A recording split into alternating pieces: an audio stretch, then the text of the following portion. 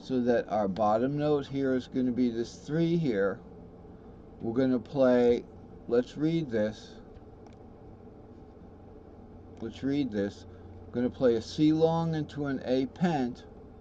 Okay, so it's kind of not necessary to say C long, but when we hit this root 2 3, we got a C long. So we've got 3 5 6 root 2 3 5 6. Okay, then we can go to our long here. That's part of the pentatonic. There's a nice pentatonic scale right there in the key of C. Okay, or we can cut out root 2 3 5. It's nice to focus on the cut out of the last 3 strings instead of playing it through from the bottom. So in the Phrygian cage, it's best to look at the chords first for beginners because the chords are the familiar chords. We have the C. But also in this cage we notice a 5 root 3. Here we have an A-shaped C. So it's C to A in this long Phrygian cage that we have. Why is it long? Because we're not going to, well, first of all, the Phrygian cage doesn't even have a short cage. The short cage Phrygian is,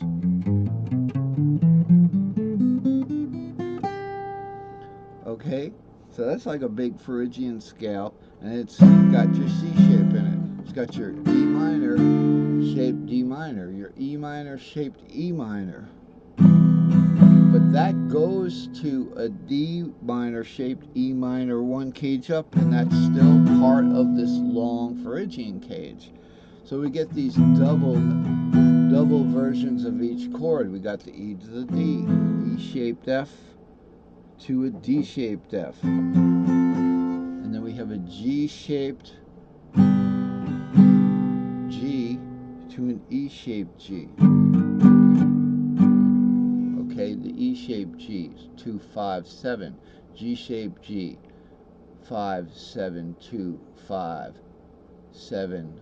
2 is on string there. So it would be 5, 7, 2, 5, 7, 2, 5. Then we get to the minor, we have A minor, A minor. So the only tough one was the fourth wasn't, we had the finger bar from the get-go to get the F. Alright, so that's our Phrygian. We go around, and those are our familiar chords. And on the piano, it would be, this is the Ionian, Dorian, E minor. So it's C major, D minor, E minor, and then an E-shaped F major. So that's the special case. And then we have G, A minor. And then this also, you're not going to see this as B. So you're not going to see the F here. You're not going to see the B here.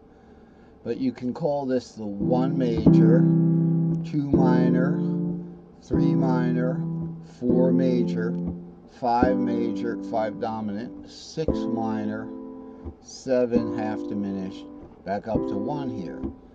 So it's easiest on the C, but it's actually not the easiest to find the chords, because if we look over here in the Locrian box, now let's see, what is the Locrian box? My goodness. We'll just pretend that we're going to have the capo where your E is, okay, and we're going to call that the 7th. So with the Locrian box, first let's look at the box.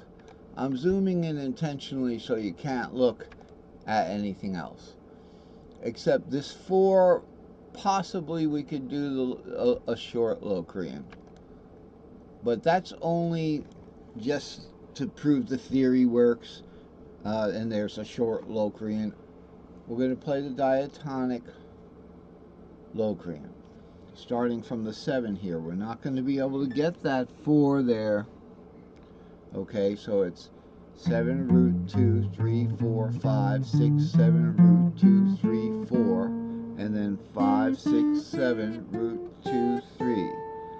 Okay, the third of the F is this light blue note here, the A, because we're in the key of F here. So root F and then the Locrian like that, okay? So it's like an E half diminished. And then here's our root chord. So what are we talking about? Why is it any easier? That looks horrible. That looks like, you know, what are the three chords in there? These are the way the three chords would spell out. We have mostly an E-shaped D right there, but it's borrowed from the beginning. So here's our F major. And then to A is our B flat major. But now we have a nice C-shaped C. Why can we get that? We can get that because we started from a barred shape from the get-go.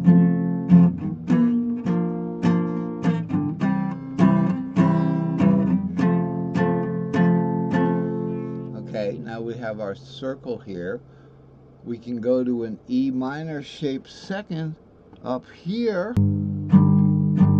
A minor shaped third. Now we got to know where these are. That's shape fitting. Now we have circle chord fitting. So we got an A minor shaped third to a G minor shaped third. We must have an entire G minor there. So let's look at what is the third. The third is 3, 5, 7 E minor in the key of C, right? So we're looking for 3, 5, 7. Here we have a nice G minor shape, 3, 5, 7, and we're going into an A minor shape there, 7, 3, 5 right there. Okay, so that's 7, 3, 5. So we've got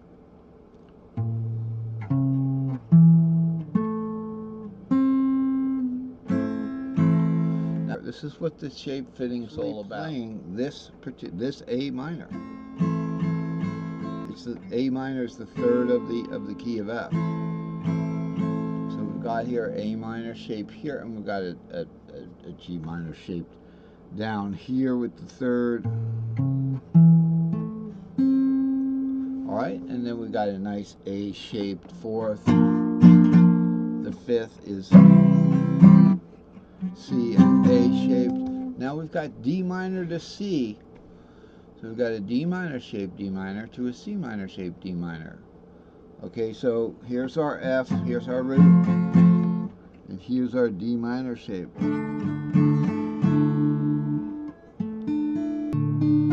That's a bona fide D minor shape. That's why we don't see a half shape there or anything. It's not sunken into the top three here, which we'd have to like kind of embellish it with a D minor seventh there.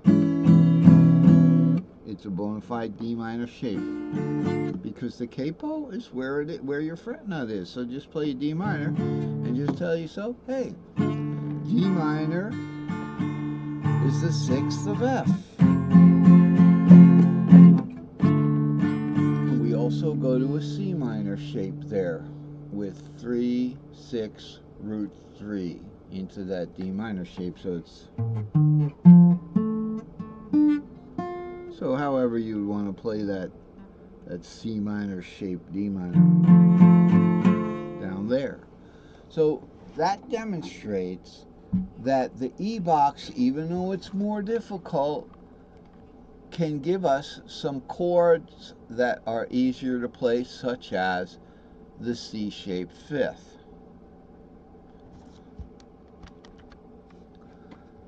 So that's the chord circle for the Locrian. Now I didn't mean to get mixed up with the Phrygian, the Locrian, and then the Lydian, because that's kind of confusing for beginners. It's better, and then we go back to the Ionian here only by counting scale integrity, 3, 4, 5, 6, 7. Now why are these blackened? They're blackened because the short Ionian is E7 root 2, our regular E7 root 2 string shape. They're all over the place, 7 root E2 right there. call it E7. I know I have an editor. I tend to start everything over umpty-ump times to make sure it's perfect. If I mess a scale up, I didn't quite make those long string shapes because my wrist was sore. And it's getting better. I could tell that feeling when it's getting better, but it's still a little stiff. There's a difference between stiffness and pain. Don't ever stretch a muscle if there's pain, but if it's just stiff, sure, that feels good. All right, so we're going to be just doing the half of the lesson before I go out. And so I want to tell you that, remember, Ionian, 1, 2, 3. Okay, so we have the Ionian chord, which is the E shape D in the Ionian box. Why is Dorian not right next to it?